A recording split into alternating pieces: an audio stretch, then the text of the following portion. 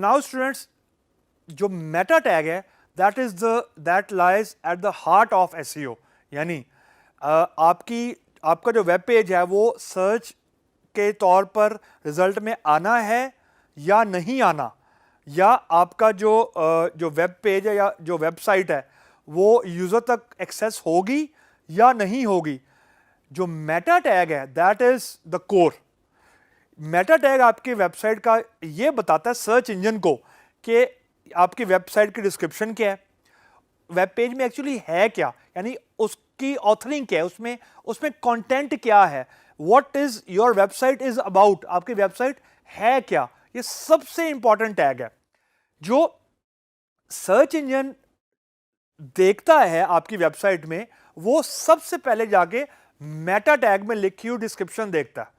उसके बाद ये देखता है कि आपकी वेबसाइट को सर्च के अगेंस्ट डिस्प्ले करवाना है कि नहीं करवाना। अब सिर्फ आप ये रिमाइंड करें कि जब हम एडसेंस या हम लोग एडवर्ड देख रहे थे तो उसको हमने एक बात की थी, बिडिंग की। बिडिंग क्या थी कि एक कीवर्ड के अगेंस्ट बहुत ज्यादा वेबसाइट्स आपस में कंपीट कर रही हैं, तो जिसका हाई स्कोर है वो सिलेक्ट हो जाता है। तो हाई स्कोर कहां से मेनली ड्राइव होता है?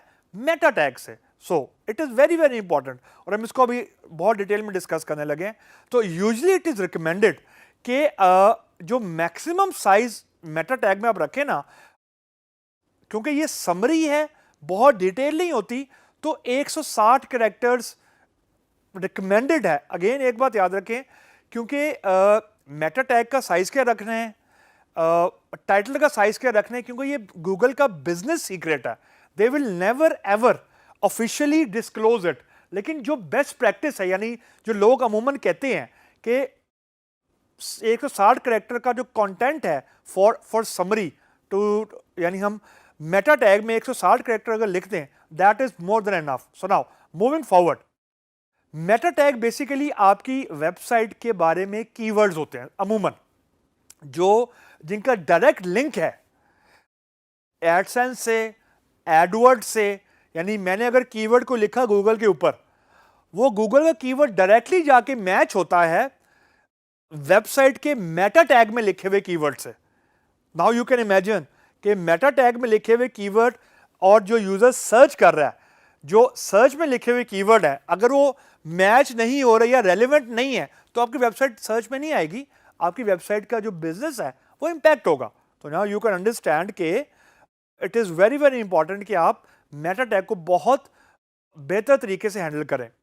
जो मेटा टैग होता है अमूमन, जो हमने अभी थोड़ा कोड देखा था, अमूमन हम इसको हेड सेक्शन में रखते हैं। यानी पहले HTML का सेक्शन था, फिर हेड का सेक्शन था, यानी अमूमन हम इसको हेड सेक्शन में रखते हैं ताकि ये वेब पेज को डिस्क्राइब कर सके।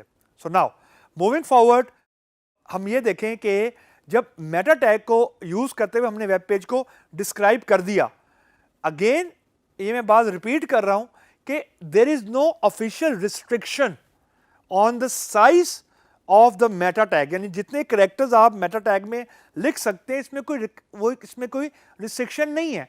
बेस्ट प्रैक्टिस मैंने आपको पहले बताई कि अगर आपकी वेब पेज के अंदर जितने भी कैरेक्टर्स, वेब पेज के अंदर जितने भी कैरेक्टर्स हैं, उसका अगर 10% भी आप, एक तो बेस्ट प्रैक्टिस ये थी कि आप 160 मैक्सिमम कैरेक्टर रखें या 50 से 300 कैरेक्टर्स रखें। ये कुछ जनरल रिकमेंडेशंस हैं। एक रिकमेंडेशन ये भी है कि जो आपका कंटेंट है वेब पेज के ऊपर, लेट्स सपोज आप वेब पेज के ऊपर 1000 कैरेक्टर डिस्प्ले करवा रहे हैं, तो 10% ऑफ 1000 इज लाइक 100। तो 10% तक आपको मेटा टैग में डिस्क्रिप्शन लिखनी चाहिए। ये कुछ बेस्ट प्रैक्टिसेस हैं।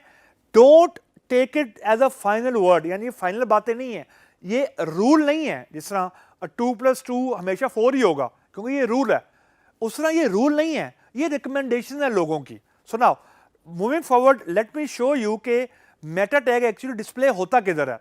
सो जो आपको अभी इमेज यहां पे नजर आ रहा है, जब आपकी वेबसाइट सर्च में नजर आ जाती है, तो अब आप देखें मैंने मेटा डिस्क्रिप्शन को हाइड किया। फॉर एग्जांपल मैं लिखा Australian shepherd dog breed information and pictures, ये तो हो गया टाइटल। नीचे आ रहा है URL। यूआरएल के नीचे जो इंफॉर्मेशन आ रही है ना, all about Australian shepherd, info, pictures, breeders और सारा कंटेंट, ये मेटा से उठ रहा है। ये जो भी मैंने मेटा डिस्क्रिप्शन में चीज लिखी होगी वो यहां पे डिस्प्ले हो रही होगी। So now you can imagine the importance of title tag जो हमने डिस्कस किया एंड मेटा टैग। अगर ये दो टैग प्राइमरली आपके ऑप्टिमाइज नहीं है तो जो एसईओ है या जो आपकी सर्चिंग है, जो आपकी सर्च इंजन से सर्च होनी है आपकी वेब पेज में, वो बहुत ज़्यादा इम्पैक्ट हो सकती है। तो हम अभी आगे जाके मेटा टैग के जो कोड है, बहुत हाई लेवल पे कोड को हम जाके एक्सप्लोर भी करेंगे।